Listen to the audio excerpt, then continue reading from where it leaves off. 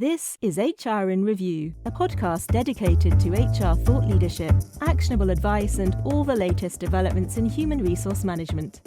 Welcome to another episode of the HR in Review show. I'm your host today, Bill Banham, and joining me on this episode is Lena Thompson, the founder and speaker over at Lena Thompson International. Lena has 15 plus years of experience in the corporate arena, consulting, training, and designing systems for clients, including CBRE, Anglo-Irish Bank, Bank of Kuwait, and others. In 2018, Lena left her career to figure out her meaning in life and find her passion. That's very admirable. Now, Lena is an award-winning entrepreneur and international speaker whose mission is to bridge the gap between spirituality and the corporate world. Hey, Lena, welcome to the show today. Hi, Bill. Thank you so much for having me. So, Lena, beyond my reintroduction there, why don't you take a minute and introduce yourself to our audience? Yeah, absolutely. So you gave already a brief introduction. My background is corporate. I was a computer programmer, analyst for many years. I worked in London and also internationally in many different countries in the world. But I got to the stage in my life where no matter how much success and wealth or whatever it is I've accumulated, I never really felt satisfied.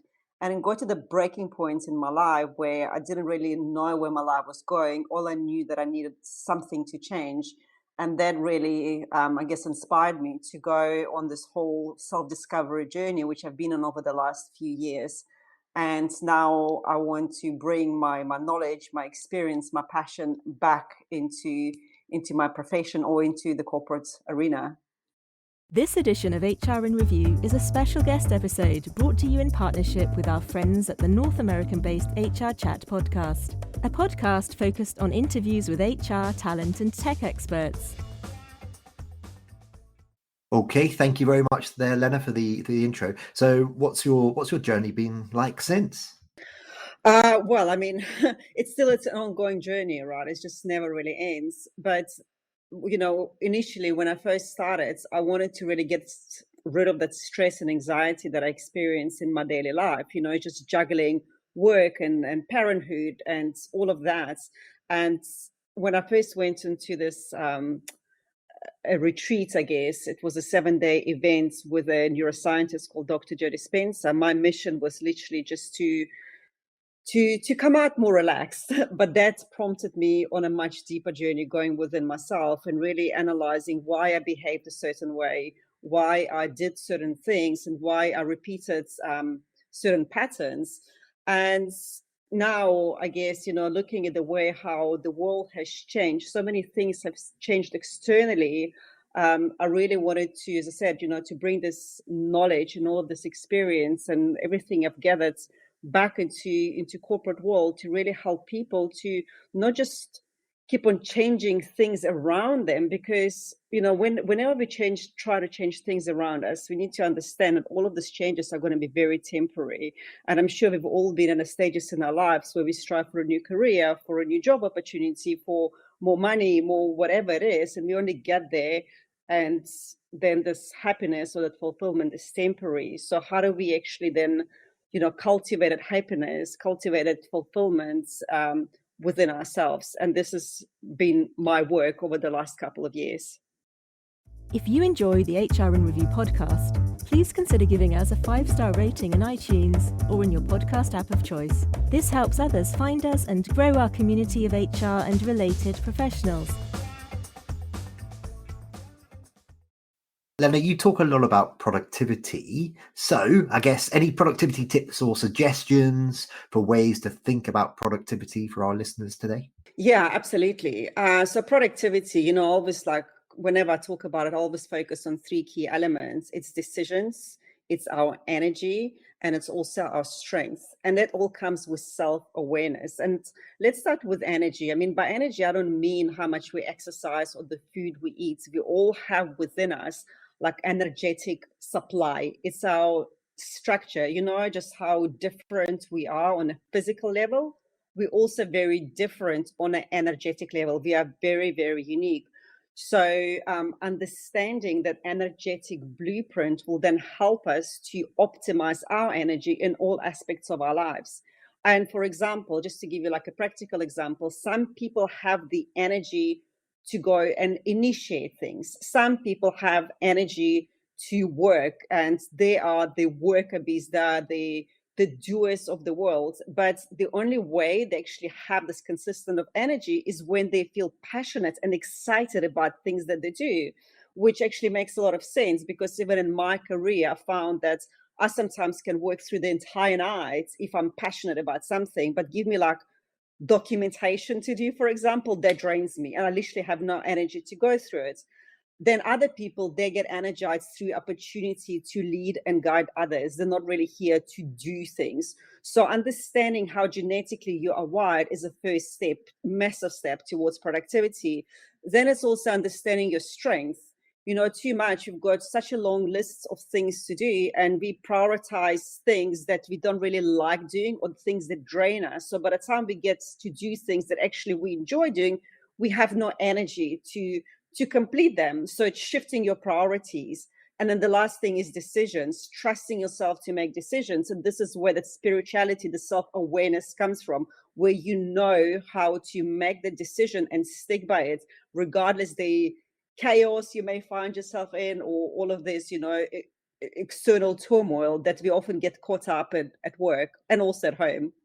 Okay, thank you, and we'll talk a bit more about the spirituality side shortly. But let's just chat a bit more, focus a bit more on the emotional intelligence piece, if you don't mind. In your opinion, why is high EQ important for effective leaders? I can't even believe I'm having to ask this question in 2023, but for those out there, those leaders who still don't get it, Lena, can you explain it to them? Well, because the thing is, what a lot of us expect really is we expect other people to behave differently so we can feel differently about ourselves, right? We go to the meeting and then somebody says something that's, well, I call it the trigger, you can say pushes the buttons, and then we're like, well, this person is saying this wrong. How dare they to talk to me or to say this kind of thing? Then we go to a different meeting, somebody else says something, and then we keep always reacting, blaming somebody always outside of us, not actually realizing that it's something within us that we haven't really been aware of before, and it's something we've got to deal within ourselves. So by reacting like that, it also raises our cortisol levels. So then we start responding not from the level of being aware, from the calmness, from being grounded, but rather by just like blaming and judging others. And I still see that happening quite a lot in a corporate place. So understanding that the people around you are only really reflecting to you who you are being on the inside, and by taking ownership of your own feelings, your emotions, and your thoughts, I think that's what the true leader is. Why not subscribe to the premium version of HR in Review? You'll get ad-free content, early and extra episodes and more. Even better, although it's the premium edition, it's absolutely free. Sign up at hrreview.co.uk/podcast.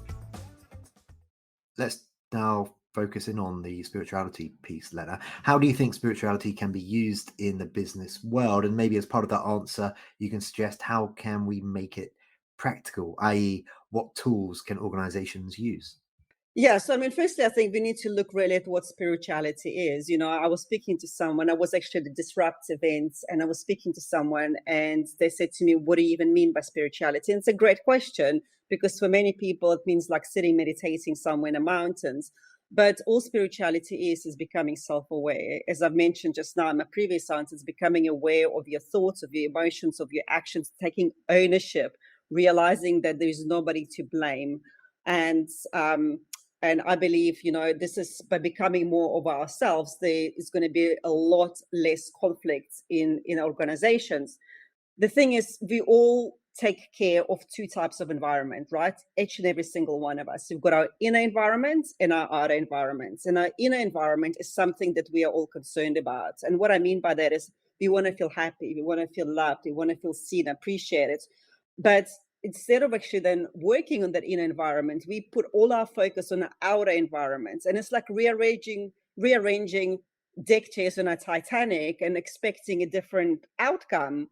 And this is exactly what we're doing. We chase the new job. We try to do so many adjustments and changes around us, but we completely fail to realize the fact that we are the common denominator. So instead of working from the inside to see the permanent, long-lasting changes, we're just working on the outside, and that creates only temporary changes. And that's what I mean by spirituality, by becoming aware of yourself. It's all great to bring new processes, hire new people, bring all artificial intelligence into your organizations. Amazing. But it's still it's not solving that cause, that root problem, and that's ourselves. And that's what, to me, spirituality is. It's just becoming aware of who we are. If you have any comments on the HR in Review podcast, would like to suggest a topic or speaker, or provide other feedback, you can contact us using the email podcast@hrreview.co.uk. We look forward to hearing from you. Okay, and then in terms of the related tools that organizations can use, can you point to some of those? Yeah, sure. So, I mean, organizations invest thousands and thousands of pounds, dollars into professional developments, but I don't feel that enough is firstly being invested into personal development, exposing people to different, I guess, spiritual practices. And these can be just so simple as even encouraging people for 30 minutes to shut down the laptop and go outside for a walk. I know it sounds very, very simple, but it changes the way we work. It creates space for us to actually literally listen, to connect to our intuition, our wisdom. Even Einstein, he said that intuition is our greatest gift. And a lot of us, we ignore it in a Western world. So encouraging people to pause throughout the day, to go for a walk, to actually even do nothing, to sit and contemplate. Another thing is, and this is the one framework, especially I've been speaking a lot about, is called human design. And just to quickly give an overview of what human design is, you're probably familiar with like Myers-Briggs, DISC, Strengths Finder. So human design is kind of builds on those platforms, but introduces one key element to it. It's our energy. And it's such, it really can help us understand how energetically and genetically we are wired to optimize our energy.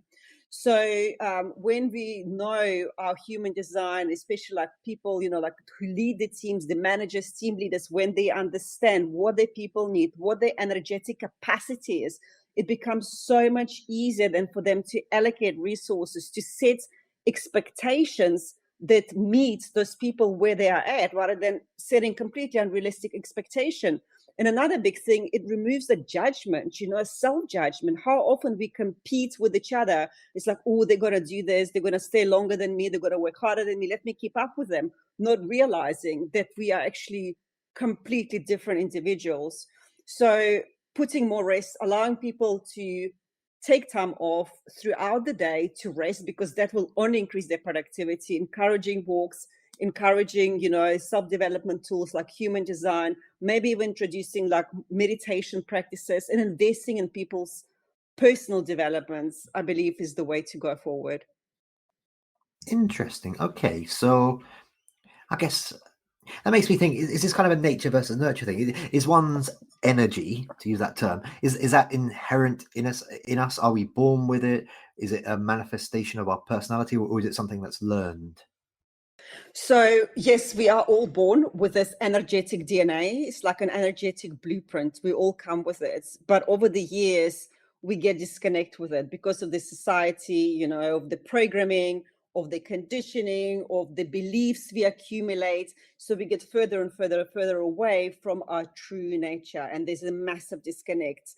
And then we spend our lives literally running on autopilot. And I'm back in a corporate world. I took a pause for 3 years, but I can see people running from one meeting to another, and then they're making decisions, and then they're changing their minds, and they're making decisions and changing their minds, and having meeting about the same things, because we don't really understand that who we are at the core is not who we think we really are. There is a big mismatch.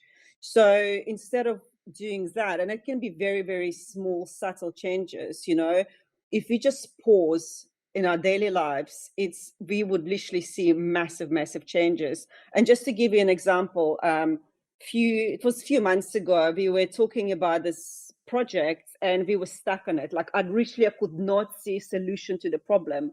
So after the meeting, I went on Google and I Googled answers, and I was like, hang on a second, what am I doing?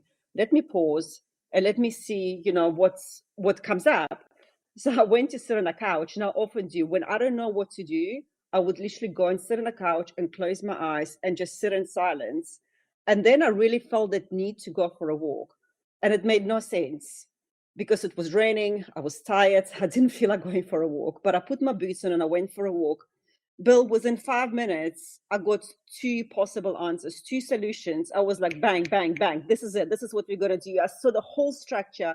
I got back. I was so excited. I messaged my team. We got together and it was golden, And this is just one example. And it keeps happening over and over and over again, because when we pause, when we slow down, we tap into our intuitive mind, and our intuition, it's a subconscious mind that processes 27,000 times more data than our conscious mind is. So we've got access to the wealth of information, which logically we're just not aware of. Okay, thank you very much. Lena, the next couple of questions I'm going to ask of you are questions that we ask of all of our guests on the HR in Review pod. Okay, so don't feel bad if you feel like you need to reiterate some of the things you've already mentioned today. That's okay. Okay, so the first question is as follows. If you could pass on one crucial lesson that you've learned in your career in 1 minute or less, what, Bill, is that even possible? What would be your top tip for HR pros and leaders? Well, exactly what I've just said. We need to find time in our day to slow down. And even 1 minute a day, when you start your day, this is actually the biggest one. When you start your day, first thing in the morning, don't check your emails, don't check your social media, don't make phone calls. Lie for 1 minute in bed and imagine your day. Our imagination is so powerful. So use that imagination, because our day is going to unfold, whether consciously or unconsciously. So consciously, every morning, set an intention to what you want to experience and how you want to feel during the day. It's so powerful. I really like that. I think I'm going to give that a go. Thank you for awesome. That one. Next question. You feel free to take more than a minute if you feel like you need to, and I bet you do, because it's a huge question. Here it goes. Okay. What is the single biggest change that you think will happen in HR and leadership over the next 5 to 10 years? Well, okay, now I'm going to use my imagination for this question. I feel that, and even actually now, I can see this more and more happening. We're becoming more focused on people. We're not just treating them like, it's just another person, but we're beginning to realize that every person is different and they need different approach and they have different needs. So I really feel that this is where we're going to, over the next 5-10 years, it's going to become even more apparent. So we're going to literally treat every single person and have this individual approach to every single person, rather than just create plans and strategies and think how things should work out in a team, but have this individual approach. This is what I'm seeing happening now, and I think it's just going to get even deeper. Just finally for today, Lena, how can our listeners connect with and learn more about you? LinkedIn is probably the best. Well, it's definitely the best. So they can just connect with me on LinkedIn. Okay, well, that just leaves me to say for today, Lena, thank you very much for being my guest. You're most welcome. Thank you so much for having me. The HR in Review podcast is brought to you by hrreview.co.uk. hrreview.co.uk is a website dedicated to human resources and related professionals. News items are posted daily, together with analysis looking in depth at topical HR issues. You can sign up for our range of specialist newsletters at hrreview.co.uk/sign-up and follow us on Twitter at hrreview, or join us on LinkedIn and Facebook. Thank you for listening.